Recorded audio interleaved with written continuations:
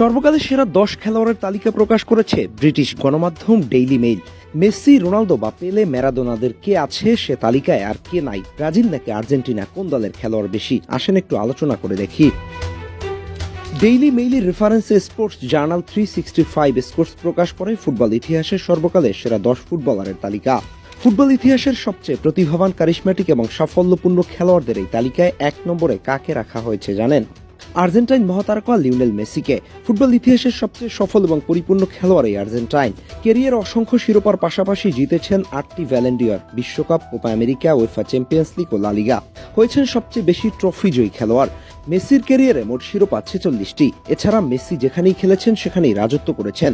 তার কৌশল, dribbling, vision এবং গোল করার দক্ষতা তাকে বানিয়েছে সর্বকালের সেরা খেলোয়াড়। এই তালিকায় এতদিন 1 নম্বরে ছিলেন কিং পেলে। তালিকার দ্বিতীয় স্থানে আছে ব্রাজিলিয়ান কিংবদন্তি পেলে। ফুটবল ইতিহাসে প্রথম বিশ্বমঞ্চের সুপারস্টার এই সেলেসাও ফুটবল। হাজারের কাছাকাছি গোল, 3 বিশ্বকাপ জয়ের অদ্বিতীয় রেকর্ড, অসংখ্য অর্জনের মালিক পেলে। এছাড়াও পেলেই একমাত্র ফুটবলার যিনি দেশের জাতীয় সম্পদ হিসেবে ঘোষণা করা হয়। বলা হয়ে থাকে ইন্ডিভিজুয়ালি খেলোয়াড়রা আজ যেসব স্কিল সেট, কারুকার্য দেখান তার শুরু হয়েছিল ফুটবল রাজা পেলে থেকেই। অবশ্য পেলেকে হটিয়ে মেসিকে সেরা ফুটবলারের স্বীকৃতি দিয়েছে মিরর।